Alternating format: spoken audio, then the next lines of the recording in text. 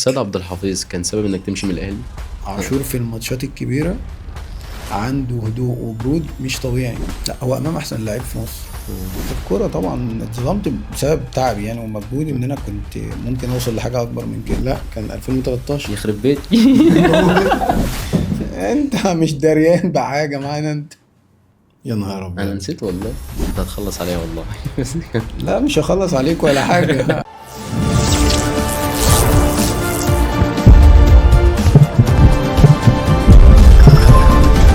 بسم الله، اهلا وسهلا بحضراتكم في حلقه جديده من بودكاست فوت بلس. النهارده مشرفنا واحد من نجوم الاهلي السابقين، الكابتن محمد رزق. يا كابتن محمد، برحب بيك. حبيبي، ربنا يخليك دايما كده منور، وان شاء الله تكون بدايه خير ليك ان شاء الله. مبسوط ان انت معايا النهارده، وانك اول ما كلمتك جيت على طول، ما تاخرتش يعني. لا حبيبي، تحت امرك اي وقت ان شاء الله. منور بالابيض. لا، ما ده بس عشان الاضاءه. لا، وانا ابيض كمان يعني. انت شفت بقى، عشان بحبك بس. وانا كمان والله. ربنا يخليك. بدايتك مع الكوره كانت فين؟ يعني زي اي حد اكيد، في الشارع مع اصحابي. بس يمكن لعبي في النادي كان يعتبر شبه صدفة شوية، غير ناس تانية مثلا مشيت ورا فرصة او حاولت. انا كان الموضوع بالنسبة لي ان انا شغال مع والدي في نادي المنصورة. كان كابتن احمد شهبور رئيس قطاع الناشئين في النادي وانا شغال، ففي كرة جت بالصدفة عندي. وانا شغال كده فنطقت كده بالكرة عادي شوية، فهو شافني، كان حاسس ان انا في النادي. فلما كلم والدي قال له لا، ده هو شغال فطلب من ابويا ان انا اجي الاختبارات وكده. كان عندك كام سنه؟ كان عندي 9 سنين. انا كنت شغال وقتها ايه؟ والدي كان شغال الله يرحمه، يعني كان يا شغال رب. في اللي هي البلاط اه. والسلالم والحاجات دي. فكنا في نادي الشعب. بعد كده ايه اللي حصل؟ بعدها بقى بدأت في النادي، يعني رحت جربت كده تمرينة واتنين معاهم. فالراجل قال لهم لا، لازم يبقى موجود، ده إمكانياته أحسن من الناس عندنا في النادي. فوالدي اتكلم معاه، يعني احنا يعني ظروفنا كانت المادية شبه ان هي تحت الصفر شوية. اه. فما كانش ينفع ان انا ازود حمل على المصاريف في البيت وكده. فوالدي كلم كابتن احمد شابور وقال له انا بالنسبه لي هيبقى الموضوع صعب، لان احنا عندنا التزامات تانية وانا ظروفي ما تسمحش ان احنا نضيف ليها حاجه تانية. تمام. فالراجل يعني بصراحه كتر خيره، طلب من اللي هو ابراهيم مجاهد، ساعتها كان في النادي، كان رئيس النادي، ان هم يطلعوا لي راتب كل شهر عشان اقدر اروح واجي وكده. حتى اللبس كان في ناس من المدربين هي اللي بتجيبه على حسابها، عشان انا ما اقدرش ادفع يعني فلوس. وقتها كان ادوك راتب قد ايه؟ لا انا فاكره طبعا. اه. ده 75 جنيه، ده كان الله، رقم كتير قوي. تاريخي اساسا في النادي. كان وقتها رقم تاريخي. اه طبعا، اصل انا ساعتها اساسا يعني كان المواصلات بتاعتي كانت كام؟ كانت حوالي 50 قرش يعني. ما الباقي بقى هتفكر تعمل ايه لا، بيه انا ما بقى؟ كنتش اه. بفكر، انا اه. بصراحة كنت باخد اللي هي اللي على قد مواصلاتي يعني. اه. انا بالنسبة لي والدي يعني كان ممكن يفصل اي حاجة في حياته لمجرد ان الموضوع ده يكمل، يعني ان انا اكمل في الكورة. يعني اه. كان اوقات كتير بيجي على نفسه وعلى اخواتي البنات وكده، عشان خاطر بس ان انا اكمل. اه. فبالنسبة لك طبعا اي فلوس بتيجي طبعا مش تبقى انت واخد كل حاجة، وما يحصل نصيب ويجي لك فلوس كمان تبقى طمعان في دي كمان، مفيش اكيد يعني. مشاريع بقى 75 جنيه قد لا لا الدنيا؟ لا، والله كان الرقم بالنسبة لي انا فاكره، لاني كانت اول فلوس اخدها من الكورة. تمام. وبعدين كانت بقى بالنسبة لي اول فلوس، وغير كده اول فلوس من نادي المنصورة، يعني اللي هو كان بالنسبة لي حلم ان اه. انا العب في نادي المنصورة. انا واحد بيلعب في الشارع، وكان ساعتها المنصورة بيلعب بقى بطولة افريقيا، وكان عندنا عمرو زكي وعبد الظاهر السقا ففي ناس تاريخ ناس عندنا في تقال. اه. النادي. فانت بتحلم بقى تخش بس النادي. اما دخلت بقى. لا خلاص بقى، انت أما بدأت تبقى موجود، جيت لعبت في النادي حوالي 9 سنين تقريبا. اه. كنت كابتن الفرقة بتاعتي ورحت تجمعات منتخب. بعد كده جه مدرب في وانت من النادي. المنصورة رحت المنتخب؟ احنا كان اه. عندنا في الفرقة بتاعتنا في المنصورة حوالي 7 لعيبة في اه. المنتخب. كان طارق حامد معاك في الفرقة؟ طارق كان معايا، واحمد واحمد عادل. علي. اه، احمد علي. ايوه، مش احمد علي، عارف. اه. الباك رايت، وطارق حامد، وكان معانا واحد اسمه احمد عماد وباسم. كان في لعيبه كتير عندنا في الفرقه في المنتخب. اه، منتخب ف... الشباب. اه. لا، كان منتخب ناشئين في ناشئ. ساعتها. اه. بعدها انا قعدت فتره في النادي، وجي مدرب وانا عندي 17 سنة.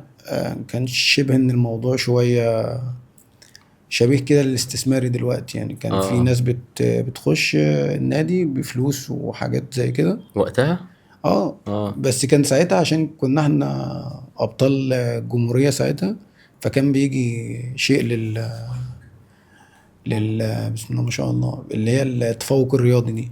اه فطبعا كان في ناس ما شاء الله يعني اهاليهم كويسين ونفسهم طبعا في الدرجتين ونص دول، يدفعوا بقى. فطلبوا من المدرب ان يشيلوا لعيبه من القايمه ويحطوا ولادهم عشان يستفادوا يعني بالارقام دي. كان انت من ضمن فانا الاسماء؟ الناس اللي اتشالت. اه لا والله. والله اه فمشيت وجي مدرب من النادي وداني نادي بياله. في مدرب هناك اسمه كابتن ابراهيم الشهيدي، رحت اتمرنت معاه اسبوع. آه، فرفض ان انا اكمل، يعني قال لي لا انت النادي هنا اقل من امكانياتك بكتير، انت ما ينفعش تبقى في الدرجه دي. كلم لي بعدها كابتن احمد مجاهد في في نادي الحمول الحمول. اه. المفروض ابقى معاهم سنه ونص. بعدها لعبت نادي المنصوره، كان بدايه الماتشات الرسميه مع نادي الحمول كان هو ماتش المنصوره، الفرق اللي انت مشيت منه. الفريق الاول. اه فكان ساعتها الكابتن اشرف قاسم هو اللي ماسك الفرقه. فلعبت الماتش ده وربنا كان كرمني جدا، فجبت جونين في الماتش. فهو الراجل كان ساعتها كابتن اشرف جه واقف معايا وكان عايزني اروح مع النادي المنصوري. فحد من الناس اللي هو كان مسؤول عن الجماهير كده اسمه كابتن سيد، نزل له وقال له يا كابتن خلي بالك هو كان عندنا في النادي اساسا، اه وحصل حوار كده فسابوه يمشي. فقال لي انت لو حابب ترجع المنصورة انا ممكن اكمل، لو كملت هجيبك عندي هنا المنصورة، فخد رقم تليفوني وخليه معاك. بس فهو جه مشي بقى طبعا من النادي وجه مسك هنا نادي الشمس. فهو المفروض يعني ان انا كان بيني وبينه اتفاق ان انا هكلمه. تمام. ده هو في فبصراحة المنصورة اه. فاتكسفت يعني ان انا اكلمه لحد ما الراجل والدي قال هو لك اللي قال لي كلمني ايه. اه. والدي قال لي احنا مش هنخسر حاجة، احنا نكلم الراجل نفكره بينا تمام. ونقول له ان ده رقمك، ونعرفه يعني لو في اي حاجة هيقول لك مفيش خلاص يبقى احنا عملنا اللي علينا. اه فابويا كلمه بالصدفة كده قال له يا كابتن اشرف انا والد محمد وهو مكسوف يكلمك. قال له انا بدور عليه بقالي اسبوع مش عارف اوصل له، ومحدش حتى من نادي المنصورة معاه رقمه، اه. فلو كده هتجيلي نادي الشمس في القاهرة. كان الشمس وقتها درجة ايه؟ كان درجة تانية، كان اه ممتاز به. فجيت بقى قابلته، بصراحة ما كنتش عارف بقى نادي الشمس يعني اللي اه. هو ما اتقال لي رايح نادي الشمس اه ده فكرت انه بيتريق عليا، يعني اللي هو بالنسبة لك لا ما انت كل سمعتش عن. الأندية اللي تعرفها عندك اللي هي طبعا المنصورة، نبرود، اه كيرنس، بني عبيد، الأندية دي اللي انت كنت أقصى حاجة تسمعها ممكن تبقى اه. عارفها، غير بقى الأندية الكبيرة اللي انت كنت بتلعبهم في دوري الجمهورية مع الناشئين وكده. فجيت هنا الله يرحمه باشمهندس استقبلني عنده في المكتب. وقعدت معاه وخلصوا لي الدنيا. فضلت اتمرن معاهم طبعا فترة الاعداد كلها وقبل الدوري باسبوع بالصدفة لقيت حد من بتوع الحمول بيكلمني بيقول لي ان انت المفروض هتبدأ معانا الدوري، انت ما وانت في بتجيش ليه؟ الشمس. اه ف... فازاي هبدأ معاه؟ فرحت للكابتن اشرف قلت له يا كابتن حصل كذا كذا الناس كلمتني. قال لي ازاي؟ احنا خلاص اتفقنا وانت معايا في المعسكر واسمك اساسا معايا، وبعدين ده انت بقيت رقم واحد عندي في الفرقة. كنت وقعت وقتها على كنت العقود. مضيت عقود اه بس ما كانش ينفع تسجل لحد ما الاستغنى بتاعتي تيجي من كان الحمول. لسه اصلا ما خلصتش هناك هو اه. كان الاتفاق تم بين باشمهندس الملاح اه وكابتن احمد مجاهد، بس الشيك ما راحش. تمام. كان بكام الشيك بقى فكان وقتها؟ ساعتها ب90,000 جنيه. اه فهو كان في طبعا 2000 كام؟ تقريبا 2008 أو اه 2007 يعني حاجة زي كده. بملايين دلوقتي برضه. هو وقتها رقم اه. طبعا دلوقتي.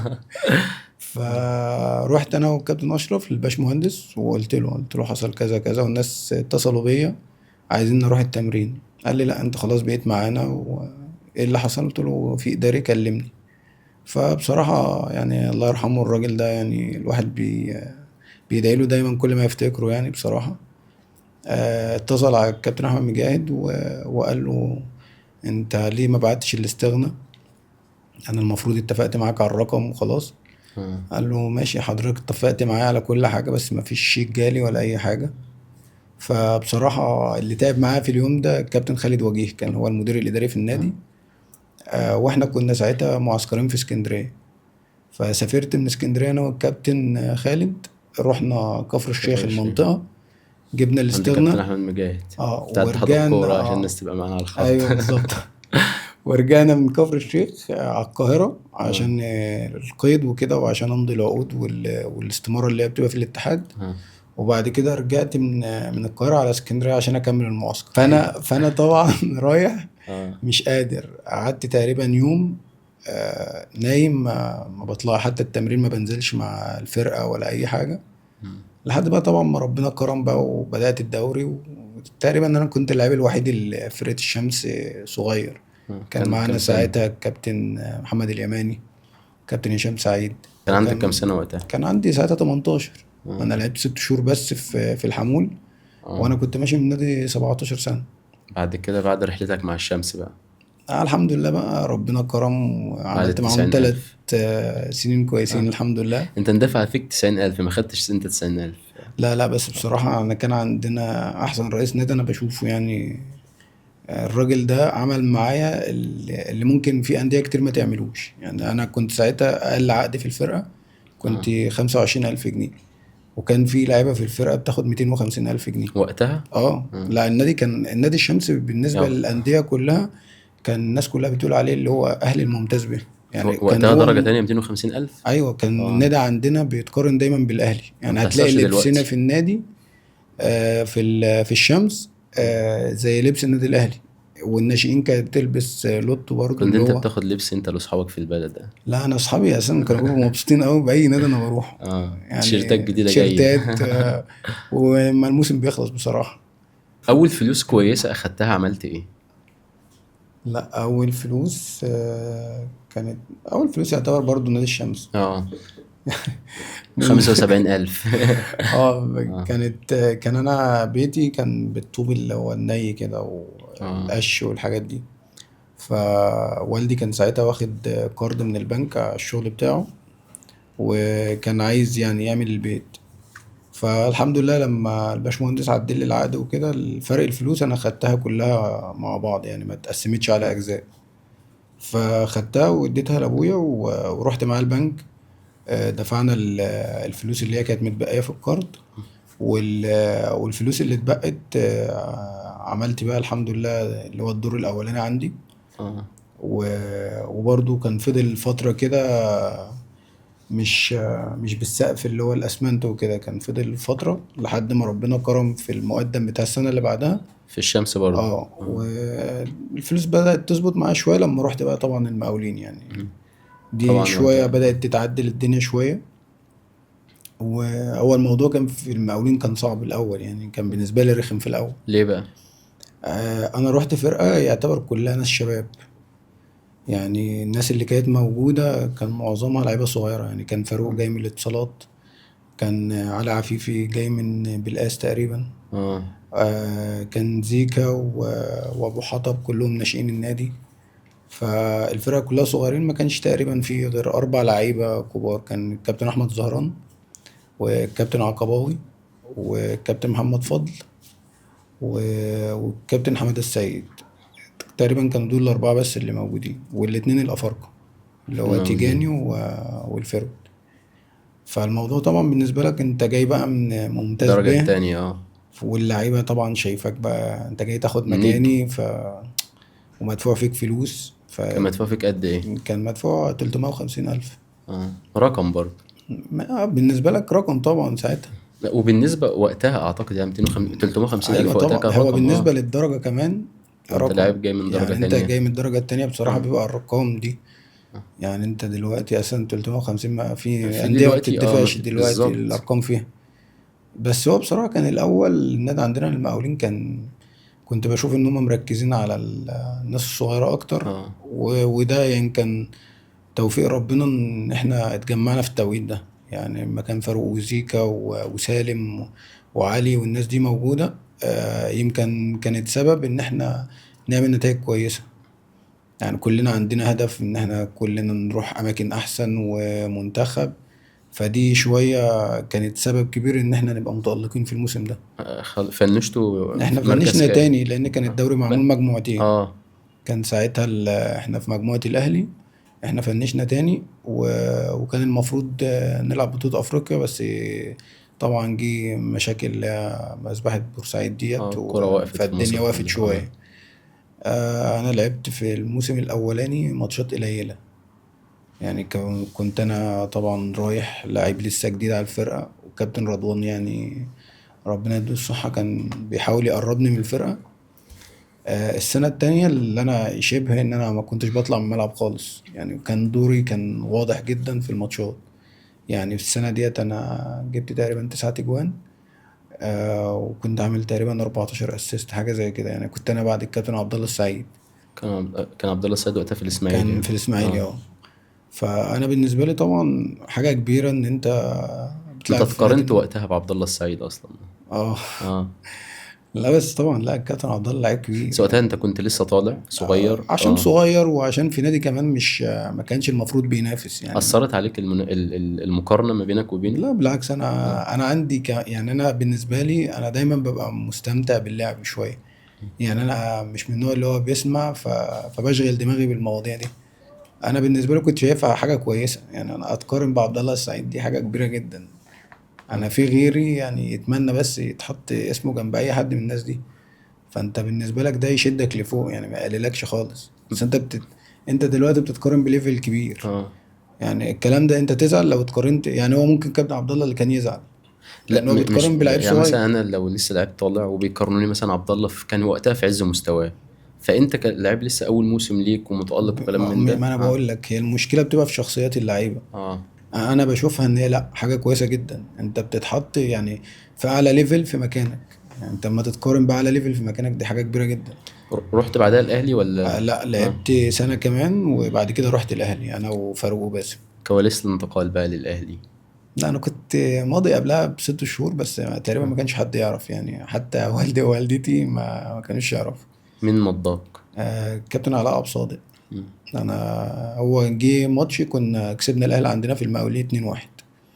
اه. فكابتن بركات في الملعب بيبارك لي هو الكابتن ابو تريكة ان انت مضيت فانا كنت لسه ما مضيتش، كان اللي مضى ساعتها تقريبا فاروق وباسم، وكان ساعتها محمود عزت السردباك. فهم بيسالوني واحنا داخلين في الممر عندنا في المقاولين وبيباركوا لي، فقلت لهم لا، ممكن الموضوع في حاجه اه. غلط يعني. محمود مضى وما راحش، صح؟ لا محمود اه. سافر بره، سافر اه. البرتغال. محمود كان يمكن اهم سردباك في مصر يعني ساعتها انت بصراحه. موقعت اول مره كان المقاولين عارف ولا لا؟ لا ما كانش حد يعرف، يعني ما كان كانش في دافع لك مخلوق، قد ايه؟ يعني كان لسه لي سنة ونص. اه. فانا هو الراجل، هم الناس بصراحة لما جم كلموني في الممر الكابتن ابو تريكة وبركات، قلت لهم لا اكيد مش انا، هو ممكن تقريبا فاروق، لان اللي انا عارفه ان فاروق هو اللي راح الاهلي. وقتها انت كنت موقع؟ لا ما كنتش انا بقى اه، وقعت. مش اول مره دي فهم ايه؟ قالوا لي لا ازاي، انت احسن واحد في الموسم وان شاء الله خير. بس فما اتكلموش بصراحة معايا في حاجة. اما ابو تريكه بقى وبركات يقولوا لك كده؟ لا طبعا حاجة اه. تبسطني جدا، وبعدين مش أي حد، أنت اه. بتتكلم في ناس أنا كنت بتمنى بس أشوفهم في التلفزيون أو أقرب منهم، ففجأة أنت بتلعب ضدهم هما يعني بيقول لك إن أنت حاجة كويسة وليك مستقبل، دي كبيرة عندك أساسا. هنرجع لبركات بس اما تكمل كواليس انتقالك للاهلي بقى. لا فجيت ساعتها خلاص عادي كملت الماتشات، وجي الكابتن أحمد زهران عندنا، كان هو كابتن الفرقة. فكلم حد من الوكلاء كده، قال له ان انا في لعيبه عندنا في النادي مضيت في الاهلي، وان رزق ازاي مش موجود في الناس دي وكده. قال له انا ما اعرفش الصراحه، فانا هسالك لان انا موجود على طول في النادي، هعرف التفاصيل وهقول لك. فبعدها الكابتن زهران جه طمني، اللي هو يعني ايه، هو كان حاسس ان انا ممكن ايه، ازعل اتضايق، اه. اعمل بقى ايه دروب تزعلش، كده في انت كده كده رايح مستواي. الاهلي، اه. فهو ما جاي يعني كان طمني. خايف عليا في الفترة دي، لأن كانت الفترة ديت احنا يعتبر بنحدد مركزنا في الدوري. اه. فهو جه اتكلم معايا قال لي خلي بالك، أنا مش عايز أقول لك من بدري، أنا بتوع الزمالك سألوني عليك وبتوع سموحة، فأنت ليه متضايق؟ قلت له لا مش متضايق خالص، بس أنا بصراحة يعني نفسي أروح الأهلي، دي حاجة كبيرة، بس عامة أكيد خير يعني. آه. بس فكملت الدوري، وفي آخر ماتش لقيت الكابتن علاء عبد الصادق بيكلمني، انت فين؟ قلت له انا في المقاولين، يعني كنت في الفندق بتاع النادي. قال لي طب خلاص هتنزل تحت قدام البوابة في عربية مرسيدس هتيجي تاخدك وهتيجي تقعد معايا. مخطوف ولا ايه؟ في كارثة أكبر. اه. أنا رايح أقعد مع الكابتن علاء آه. على أساس إن الكابتن علاء أساسا ماسك مدير الكرة في إنبي، لا والله. ما أعرفش إن هو في الأهلي والله. اه. فروحت قعدت معاه عادي وبتكلم معاه، فبيقول لي تحب تلعب في الأهلي؟ قلت له كابتن أكيد أي حد يتمنى في الأهلي، بس ايه حضرتك مالك ومال الأهلي دلوقتي؟ قال لي ازاي امال انت جاي ليه؟ قلت له انا اخر حاجه اعرفها يعني انك في او انبي. ان حضرتك لسه اه. في انبي وكده. قال لي لا انا بقالي شهر في الاهلي، بس ازاي انت ما عرفتش؟ اه. قلت له والله ما يعني انا مش من النوع اللي هو بيقعد يتابع والكلام ده. بس فمضيت على بياض ومشيت وحتى ما اتفقتش على فلوس ولا اي حاجه. خالص. اه. ومشيت ولا سألك تاخد كام ولا اي لا حاجة؟ هو اه. قعد يسالني اكتر من مره الصراحه، يعني الكابتن علاء طب انت جاي الاهلي، طب تحب تاخد كام، طب اي حاجه، طب قول لي تفاصيل عقدك اي حاجه. قلت له انا بصراحه همضي على بياض، انا دخلني النادي الاهلي ومش عايز وسيبني. فلوس. اه. ده اول قال مرة لي ده. قال لي مستحيل، احنا اي لعيب بيجي لازم يبقى عارف ياخد كام وعشان احنا كمان هندفع فيك فلوس للنادي. قلت له يا كابتن بص حضرتك حط الرقم اللي وانا يعجبك مرضي. وانا اه. موافق، ما عنديش اي مشكله في الفلوس. قال لي طيب خلاص احنا نخلص بس الموضوع مع النادي، بس اتفاق بيني وبينك ما فيش مخلوق يعرف ان انت جيت عشان الدنيا ما تبص. اه. فانا فضلت 6 شهور بالظبط ما في حدش ايه؟ يعرف اه. اي حاجه، لدرجه ان انا كان نزل على المواقع ان انا خلاص سموحه بيخلصني. كنت قعدت مع مستر فرج. كنت قعدت ده اه بعد التوقيع ولا بعد قبلها؟ التوقيع قعدت معاه، انا مش اه. عايز ابين لحد اي حاجه، اه. فرحت قعدت عادي. جت والدتي ربنا يديها الصحة يا رب. قالت لي انا ابوك بيقول كذا. قلت لها اه انا رحت اسكندرية كده، الراجل بعت العربية ورحت وقعدت معاه. قالت لي طب بص انا ما كنتش هقول اصبر. لك اه. انا حلمت ان انت هتلبس تيشيرت احمر، فاتقل كده وادعي ربنا ان يحقق لك الحلم ده. ما قلتلهاش ليه وقتها؟ لا هو طبعا انت عارف موضوع الصفقات دي ممكن حاجة اه. تتم او لا. فانا كان عندي يعني خوف ان الموضوع ممكن يبوظ، اه. فحاولت ان انا اداري على قد ما اقدر لحد ما كنت خلاص الدوري انتهى وسافرت اجازة خلاص. لقيت في ناس بتتصل بيا. كنت في البلد وقتها؟ اه كنت اه. في البلد، فاتصلوا بيا قالوا لي احنا مين عايزينك بقى؟ تيجي القاهرة. مين؟ الكابتن علاء اه. قال لي لازم تيجي القاهرة دلوقتي. فانا بيني وبين نفسي قلت يبقى هم حاولوا مع النادي والموضوع باظ اه. يعني. طب هتيجي ليه بقى ما فهو الموضوع الراجل عايزني باظ؟ اروح بقى عشان ايه؟ خلص نفسك اضغط انت. انا اه. على النادي والكلام ده. فعادي سافرت، ما رضيتش اقول لحد اساسا ان في حاجه في النادي او كده. فرحت وانا داخل بوابه نادي المقاولين لقيت في بنرات محطوطه بصورتي انا وفاروق وباسم. اه. خلاص كده. ففي حاجه غلط، لا اه. انا برضو لسه يعني عارف اللي هو احنا محققين مركز ان احنا تاني الدوري بس يحطوا لنا بنرات على النادي دي حاجه الوداع غريبه. بقى. اه. قلت لهم لا في حاجه غلط، الناس قاعده تبارك لي وانا مش فاهم. اه. فقلت يمكن ايه خلاص هنلعب افريقيا احنا مكان ده اللي حد يضرك. ولا ايه اه. مش فاهم. اه. فطلعت النادي طلعت على الاستاد لقيت القاعه دي كابتن علاء قاعد في الوش كده والصور محطوطه وقناه الاهلي واقفه. فلقيتهم بيسالوني انت حلمك ايه اللي نفسك تحققه في الاهلي؟ يا جماعة بقول انا لهم جاي من حلمي ايه؟ البلد. لسه. قالوا لي مبروك يا كابتن انت خلاص الحمد لله الصفقة تمت وخلاص النهارده هنعلن رسمي. عملت ايه وقتها؟ فانا بقى في مشكلة اكبر ان والدي وقتها كان عايز يجي معايا القاهرة. اه. وانت فانا قلت له قلت له لا؟ لا خليها كده ايه اشوف الدنيا ولو في اي جديد هعرفك. اه. انا كده كده اكيد هبات في النادي ولو كده هعرفك. عايز اتصل بيه فدخلت انا مش عارف اه. اعمل اي حاجة. فقاعد والكابتن علاء عبد الصادق قاعد جنبي وقناة الأهلي بقى اه. بتذيع الخبر. فلقيت التليفون بتاعي جاي فيه رسالة. بفتح الرسالة لقيته الله يرحمه أبويا بيقول لي يا ابن الكلب هو أنت مش تقول لي إن أنت عندك الله تصوير يرحمه. في الأهلي؟ اه. فأنا الكابتن علاء لقاني بضحك. هو لي في إيه؟ قلت له بص فبوري له رساله، قال لي طب ما جبتوش ليه؟ قلت له انا اصلا كنت انا جاي مش ورجلي عارف. الاتنين مش شايليني، انا في دماغي حصل كذا كذا وان الموضوع ممكن يكون باظ. قال لي طب لو هو باظ كنت هتصل بيك ليه؟ بالظبط. قلت له والله كان في دماغي ان انت عايزني اجي اضغط. قال لي لا، هم الناس هنا ناس محترمه ومن اول ما اتفقنا معاهم ان كل لعيب فيكم هيدفع له 7 مليون، احنا موضوع خلاص منتهي يعني. كان في وهم سنة بصراحه كام؟ ما ايه. كان سنة كام؟ 2013. آه. ف كان 7 مليون رقم برضه. لا رقم كبير يعني كبير كان كبير رقم. جدا ساعتها. انت كنت جاي من البلد، لما خلصت بقى وتم الاعلان بقى عملت ايه؟ لا عادي ولا اي حاجه. رجعت البلد انا تاني؟ انا راجع اه. عادي البلد عادي يعني، عارف اللي هو انا رحت الاهلي وكل حاجه، بس لسه الفرحه بالموضوع مش حاسسها يعني، عارف مين اللي هو اللي ما كان دخلتش بيوصلك؟ النادي. فانا رجعت عادي رجعت في ميكروباص عادي، ولقيت ناس صحابي من البلد بيكلموني، اه. انت فين؟ قلت لهم انا في الطريق. فين بالظبط؟ قلت لهم انا بالظبط انا على كوبري متغمر بالظبط. اه. قالوا لي طب بص، انزل من الكوبري وانزل. يا ابني في ازاي ايه هنزل ده؟ اقف في متغمر اعمل ايه؟ قالوا لي بس انزل وقف. فلقيت بقى عربيات جايه من البلد. زفة بقى. والله لا يعني انا اللي اصحابي في البلد عملوه.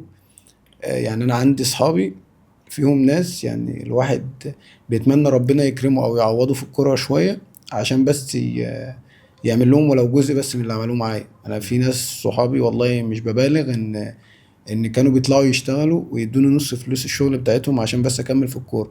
كنت فين وقتها؟ كنت ساعتها لسه في المنصورة. اه. يعني كنت بطلع معاهم الشغل. يعني انا في ناس صحابي كنت بشتغل معاهم مثلا على عربيات فول و... واشتغلت معاهم في اللي هو الأراضي الزراعية لما بتجمع الغلة والرز والحاجات دي. اه. أنا مش من النوع اللي هو عندي عافية شغل. يعني أنا حياتي كلها واقفة عند الكورة. فلما بطلع الشغل ده، عارف اللي هو أنت مش عارف تعمل أي حاجة. اه. انا طالع وخلاص، طالع وهم اشتغل. بصراحة اه. يعني كانوا على طول بقى موافقين على النقطة دي يعني، مم. ان كده كده انت ما بتعملش حاجة، بس احنا عايزينك تيجي تبقى في وسط تبقى الناس موجود. عشان اه. نقدر نطلع لك اللي هي أجرة اليوم. اليومية. فلا يعني كانوا بيعملوا كوارث عشان خاطري يعني. في ناس كانت بقول لك بتشتغل وتيجي تديني نص فلوسها عشان تقول بس لهم ايه بقى ان. الناس دي؟ لا دول انا بقول لك يعني انا لو طول ان منهم انا. حازم، ها؟ لا حازم. حازم من يوم ما عرفته ما شاء الله وش خير. لا والله بجد انا الحمد لله يعني.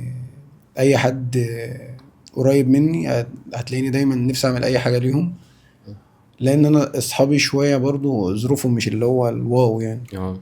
فان هو يحاول يساعدك وهو اصلا محتاج المساعده، فدي عندي كبيره.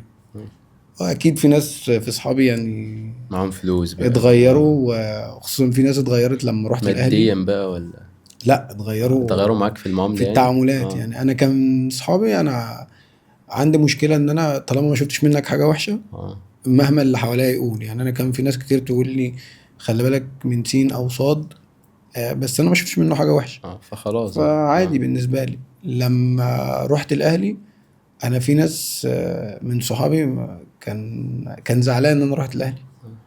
الوجه مش الحقيقي بقى ببالغ يعني، ظهر بقى. والله في ناس من صحابي كان في زعل ان انا رحت الاهلي، وكانوا شايفين ان ده كتير يعني ولا ايه؟ ازاي واحنا احق، او ان احنا كان ممكن نعمل في. لا في والله في بلاوي يعني في ناس شالتنا على كتافها. انا لحد دلوقتي يعني مش عارف اشكرهم ازاي طبعا ان هو يجي المشوار ده كله عشان البلد. ولما رحت البلد بقى لا الموضوع كان غير بالنسبه لي. اه. يعني انا نفسي يعني مصدوم من اللي كان بيحصل. يعني انا ناس لفت بيا البلد كلها اه. واتعمل لي حفله في مركز الشباب، وناس جابت لي هدايا البيت وناس جت باركت لي لا انا بالنسبه لي الفرحه ما حسيتهاش إلا لما روحت البلد. يعني انا من النادي في الطريق اللي هو الاحساس العادي لسه، اه. كمان لحد لسه ما ما كنتش اتغمر. دخلت النادي. اه. يعني انا برضو فرحتي اول يوم دخلت في النادي لا كانت غير طبيعيه. مين استقبلك بقى اول يوم في الاهلي؟ انا اللي استقبلني اول يوم كان كابتن حسام غالي اه. وكابتن عماد وكابتن شريف اكرامي. قالوا لك ايه؟ ولا اي حاجه. وانا دخلت الاوضه كان التجمع بتاعنا بيبقى الساعه 7 عشان التمرين 8.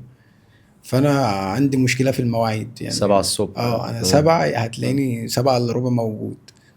فانا دخلت النادي مفيش تقريبا حد الا انا، ودخلت قعدت في الاوضه ما بتحركش، ما بروحش هنا ما بروحش هنا. فجاه لقيت كابتن حسام غالي داخل ولابس، لابس ازاي لبس التمرين وجاي من البيت. مغير فانا ما اعرفش ان في اوضه جنب اوضه اللبس دي اللعيبه بتتجمع فيها تفطر الصبح قبل ما تنزل التمرين. فقال لي انت من بدري؟ قلت له ايوه يا كابتن مش عارف ايه. قال لي البدايه غلط، يعني البدايه بيني وبينك هتبقى غلط. بسم الله. فبقول له ليه يا كابتن انا ما عملتش اي حاجه. قال لي موضوع كابتن ونحترم بعض وكده قدام الناس بره، انا هحترمك واكبرك وانت لعيب في النادي الاهلي، لكن بيننا وبين بعض احنا كلنا هنا واحد، مفيش حاجه اسمها كابتن، احترام وكل حاجه، لكن طالما في حدود التعامل بيننا وبين بعض عايزك تبقى طبيعي وتتعامل ان انت في وسط الناس بقالك سنين وتاخد على الناس بسرعه، وعايزك تقوم تغير دلوقتي وشوف الدولاب اللي هتحط لبسك فيه، و... وعايزك تخش تفطر في وسط اللعيبه وكده. كلام فرق معاك لا طبعا انت بتتكلم مع حسام احسن غالي. لعيب في نص الملعب جه في مصر. وانا جاي عليه ف بقى نص ملعب. لا طبعا لا كمان انا بالنسبه لي حسام غالي انا بشوف ان هو كورته وامكانياته غير كل اللعيبه يعني. في لعيبه كتير جامده يعني، طبعا عندك كابتن حسني عبد ربه ولا كابتن شوقي ولا عاشور ولا كل الناس دي، مش عايز انسى حد، بس انا بشوف يعني حسام ممتع ايه يعني. المختلف فيه بقى؟ لا الكابتن حسام بيلعب، عارف اللي هو انت ما بتلعب مع ناس كبار في السن، فانت الصغير اللي بتجري وبتعمل مجهود، هو الكابتن حسام بيلعب كده في وسط الناس، يعني هو الدنيا سهلة جدا، المواقف الصعبة حسسك ان بالنسبة له الكرة عادية يعني، مهما كانت الدنيا حوالينا في ضجة وهيصة هو عادي، هو عادي وعنده هدوء غير طبيعي. بس في الملعب مختلف خالص.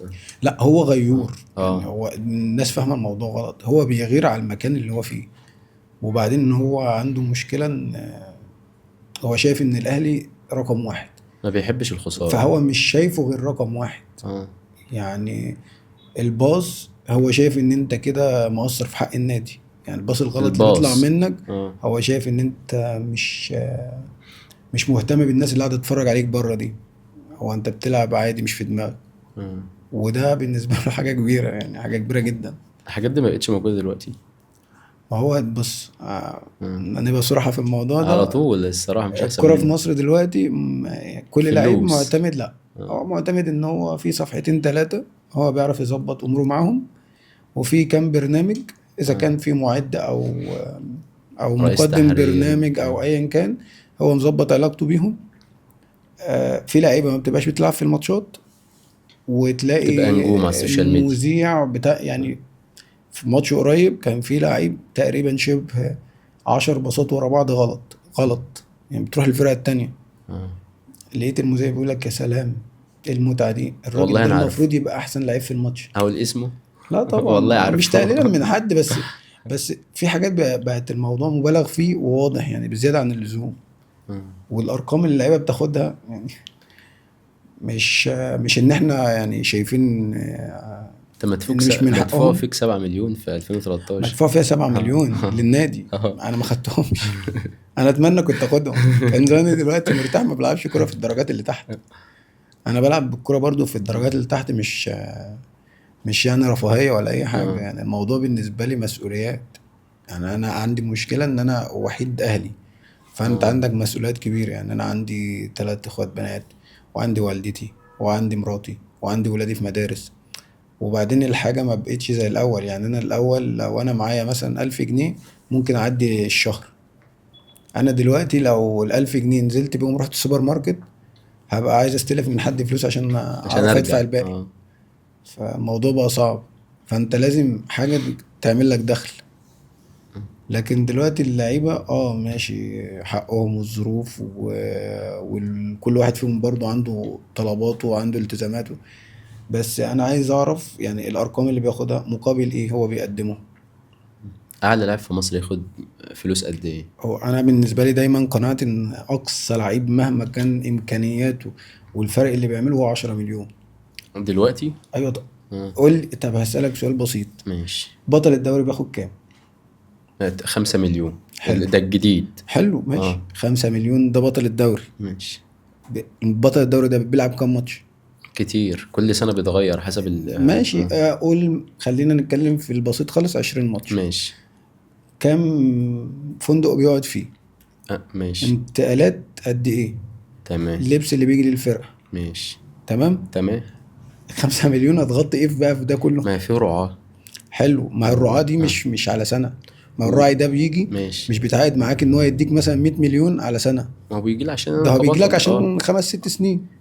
وكبطل يعني انا كبطل، حلو. مش حلو. العقد نفس ماشي الفريق ماشي. التاني التالت. تمام همشي معاك. تمام. اعتبر ان انا كنادي هاخد في السنة 100 مليون من الرعاة وخمسة من الدوري. واعتبر ان انا جامد قوي فخدت بطولة افريقيا. ماشي. ادى 2 مليون دولار. قول ادى 200 مليون. ماشي. حلو. 200 مليون.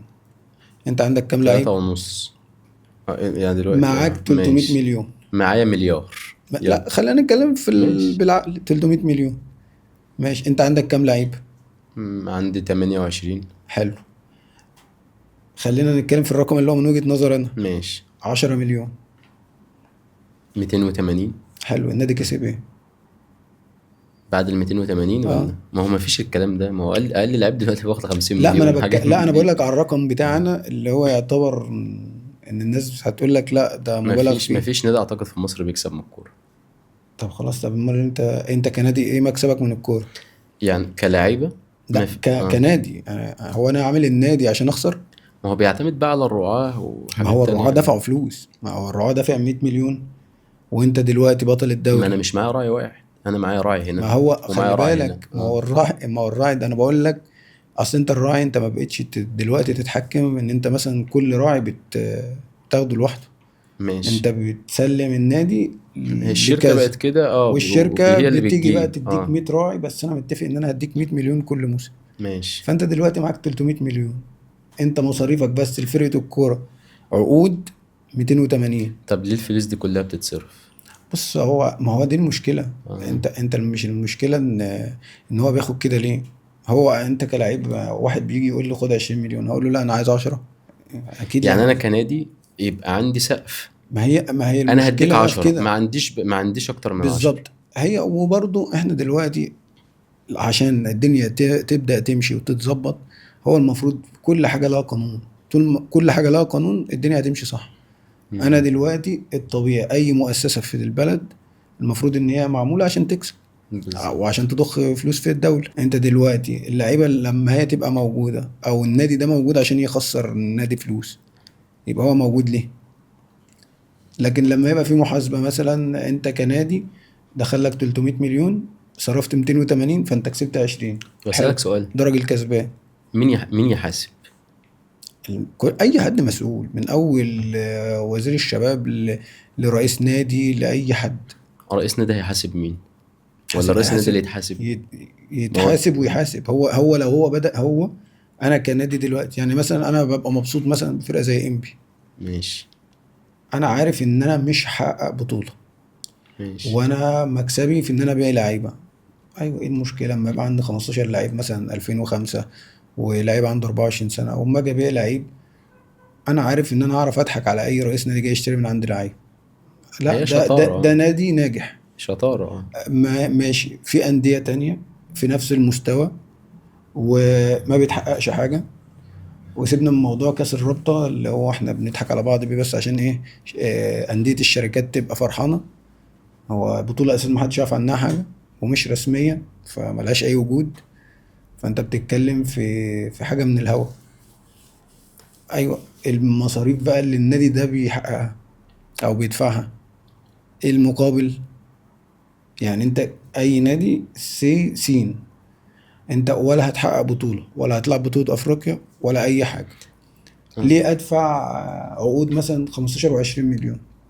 ما بقاش فيه 20 وحاجات من دي والله، ما بقاش. لا الانديه اللي في نص الجدول ديت اللي في بتدي نص الارقام دي دلوقتي. خلينا بقى نرجع لموضوعنا اللي احنا وقفنا عنده من اول ما انت دخلت وحسام غالي بقى. بمناسبة بركات وهو اتكلم معاك، صحابك كانوا كتبوا رقم 8 على التيشيرتات صح؟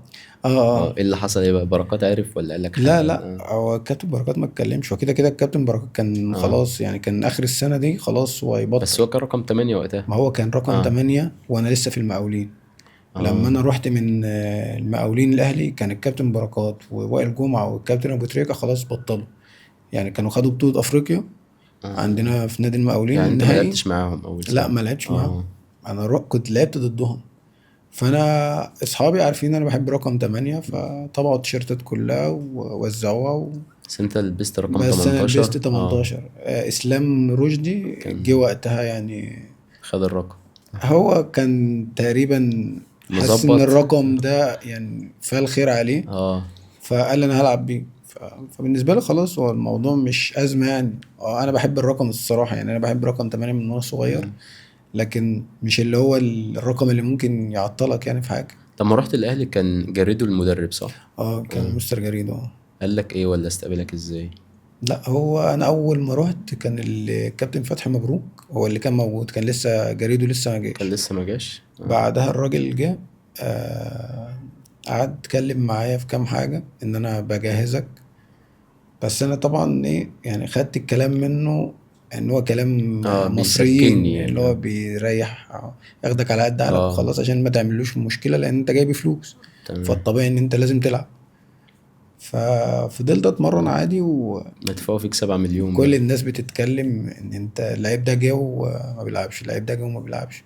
اه. حتى والدي الله يرحمه كان يقعد يقول لي يا ابني انت فرحت، انت خلاص الموضوع بقى لحد هنا تمام، اه. عايز تروح الاهلي وخلاص مش عايز تلعب. قلت له لا الموضوع غير والله، انا مهتم جدا بالموضوع وبتمرن، ولو حابب تيجي تعال. انت ما لعبتش مع كابتن فتحي مبروك خالص؟ في الاول اه. اول فتره دي ما لعبتش خالص. بعدها بقى جه والدي التمرين وناس صحابي، فلقوا الراجل بيعمل التمرين عليا انا. اه. يعني كل حاجة، أي بداية تمرين، أي حاجة بينادى عليا أنا اللي أبدأها. تمرين شوط أوفرات، ضربات ثابتة، أي حاجة كان بيتكلم معايا أنا. فبعد التمرين بيسألوني طب ما الراجل بيحبك، يبقى أنت أكيد مقصر الفترة اللي فاتت ومش عارف إيه. انت اول ماتش اساسي كان السوبر مع الزمالك. احكي لنا بقى، المدرب قال لك هتلعب اساسي امتى وتفاصيل الماتش بصفة عامة يعني. هو الماتش ده يعني يعتبر كان أهم ماتش بالنسبة لي، اه، يعني لأن نقطة طبعا التحول.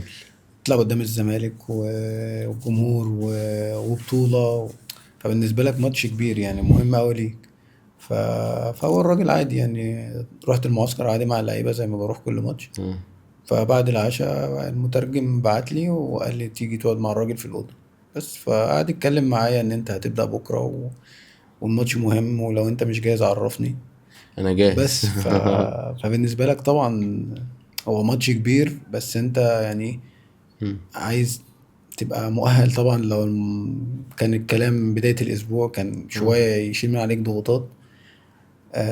لكن من حسن حظي برضو ان انا عندي حته كده، انا ببقى مستمتع جدا لما بيبقى في جمهور. اه. يعني حتى هتلاقيني في لعب البلد لو مع اصحابي كده بلعب عادي يعني. اه. لو في ناس مع العب حوالين بحماس الملعب، بقى إن اصحابي نفسهم بيقولوا لي احنا بنبقى شايلين الهم لما بيبقى في ناس موجوده، انت هتلعب عشان تبسط نفسك مش عشان احنا نكسب.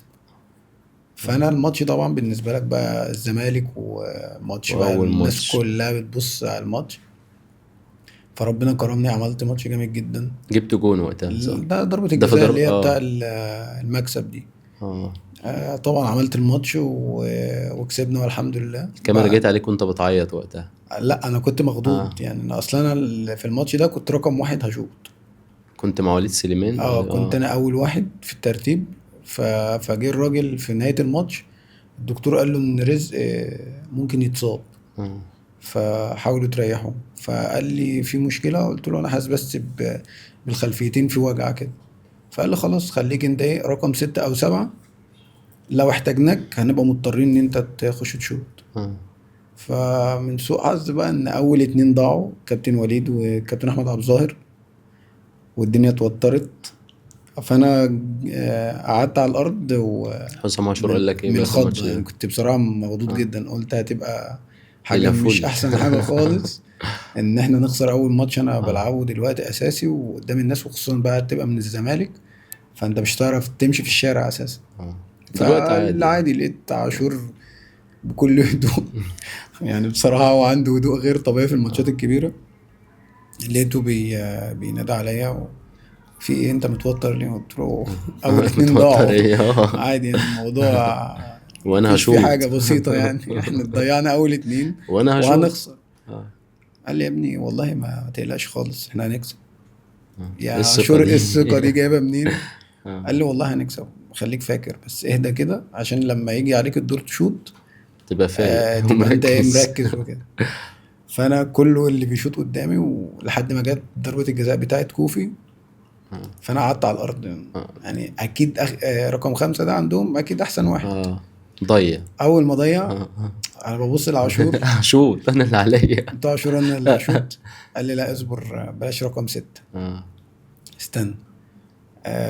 قام مطلعين صبر رحيل، اه فراح جابها وبتوع الزمالك جابوها. اه فالراجل من بره اما لقاها واحده وواحده ولقاني قاعد على الارض مرتين، قال لهم خلاص ما تخلوش رزق يشوط. فبينادي على حسام غالي بيقول له حسام روح شوط. لقيت حسام غالي جاي بيخبط على دماغي قول. كده، اه قال لي روح شوط. قلت له انا؟ الراجل بيقول بلاش انا خالص. اه قال لي يلا افهم، حسام غالي يضيع اه الناس دي كلها تتكلم، انت لما تضيع محدش هيتكلم. قلت له يعني انت تحطني قدام المدفع؟ قال لي روح روح توكل على الله، انت بتشوطها كويس في التمرين، روح. دخلت انا ضحى واخد بيك على قرار طول. من وانا متحرك من نص الملعب لحد الكوره، انا واخد هشوطها قرار ان انا فين؟ اشوط على اليمين. اه وانا هي عدلت رجلي ان زي هي ما تروح تيجي بقى. يمين.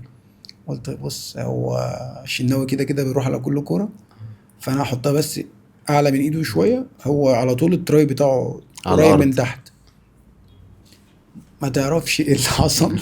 حطيت الكرة ورجعت، واخد القرار ومجهز كل حاجة. رحت عند الكورة عملت رجلي كده، غيرت. ما اه اعرفش انا اه غيرت ليه. وسبحان الله الشناوي رايح معاه نموذج، يعني اه نموذج، بس هو يمكن توفيق ربنا ان هي راحت جامدة. هو كلام حسام اول قال. اول ما جت جون، عارف اللي هو انت روحي في ردت. جبل كان اه على قلبك كده وراجع. انا عايز اعمل كل الاحتفالات اللي في الدنيا، ومش عارف وعايز اعمل اقول ايه. الحمد لله بس ان هي عدت على خير. اه فسجدت كده وبقوم، لقيت ابراهيم صلاح هو اللي في وشي. اه فببص له كده قلت له بص يا هيما، عايزين نخلص عشان الناس اللي عندنا هناك دول ما بيجيبوش. قام ضاحك وداخل، اول ما حطها في العارضه والكرة ضاعت. انا ضيعت. انا قاعد ابص كده حواليا ومش مصدق كسبنا ازاي. وابص لعاشور، قال لي يا ابني ما قلت لك اسهل ماتش بنلعبه خلي بالك يعني. حسام عاشور. فلا عاشور في الماتشات الكبيره عنده هدوء وبرود مش طبيعي، مش طبيعي. هو طبعا ان شاء الله تاريخ وبطولات ولعب الماتشات دي وخبرة بقى كتير، وفي الاهلي من ف... زمان. فالمواقف عدت عليه كتير. لكن انا بالنسبه لي ده لسه اول مستجد. موقف. فبالنسبه لك لو لا قدر اللي الله جابني حصل هنا ايه؟ حاجه، اه انا كمان ممكن اموت، لان انا كمان بشجع الاهلي قبل اللعب. اه فبالنسبه لي ابقى وانا في الملعب وخسرنا وضيع ممكن انا. اموت. بتفرق مع اللاعب ان هو يبقى بيشجع الفريق اللي هو بيلعب له. بص هو دلوقتي مش كل الناس كده. لا قبل كده سيبك من لا دلوقتي. الاول اه طبعا، يعني في لعيبه هتلاقيها رفضت انديه بسبب حبه للمكان. انت رفضت، انت قعدت انا مع قعدت مرتضى منصور مع واحمد مستشار مرتضى واحمد منصور. مرتضى، اه قعدت مع الاتنين في المهندسين. ما وقعتش ليه؟ والله لا هو الراجل كان طلب ان هو اه يقابلني وانا رحت قعدت معاه عادي يعني. هو كان ساعتها كان الزمالك جايب حوالي 16 او وقتها 18 انت كنت صفقه. فين؟ كنت انا في المقاولين. اه ما كانش لسه لا الاهلي اتكلم ولا اي لا لا، حاجة. اه ورحت قعدت معاه بس قلت له بس انا عندي مشكله بس بسيطه. هحلها لك. انا عندي اهلي وانا اه اهلاويه، فعشان ما يجيش يوم من الايام يحصل مشكله اه وحضرتك هتطلع تقول ان هو بيبيع ماتشات عشان اهلاوي والكلام اه ده. وانا مش كده. فانا حبيت اقول لحضرتك من دلوقتي. قال لي لا انا حبيتك عشان انت ابن بلدي وانت من عندي المنصوره وهخلصك بس تمضي. قلت له موضوع الامضاء ده يعني مش هينفع عشان المقاولين. انا بصراحه يعني خايف وبرضه متردد في موضوع ان انا اروح دي.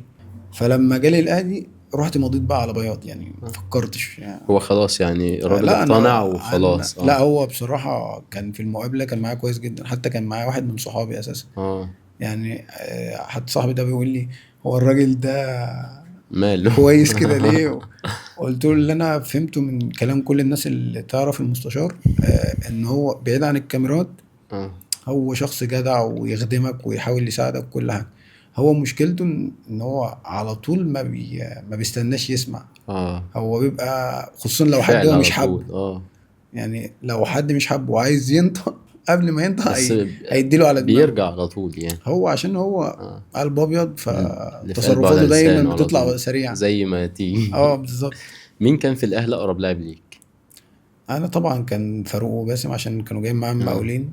بس حسام عاشور كان قريب ليك؟ اه لا طبعا. اه. انا من اول يوم بصراحة هو اكتر من موقف، وحتى لما اول مرة عملت تاكلينج في التمرين كده على كابتن حسام غالي، فقمت اعتذرت له، قلت اه. له كابتن اسف. اه. فلقيت عاشور بيقول لي خلي بالك اللي جاي حسام هيضربك عادي. فبقول له ليه يعني؟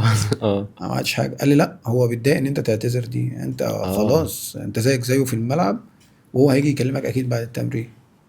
لقيت كابتن حسام جاي لي بعد التمرين، بص عايزك تخش في الكبير والصغير موته، مم. ده شغل زي ما انت عايز تبقى رقم واحد في مكانك اللي قصادك عايز يبقى رقم واحد، خش وموت نفسك وعشان تبقى تحط رجلك في الملعب.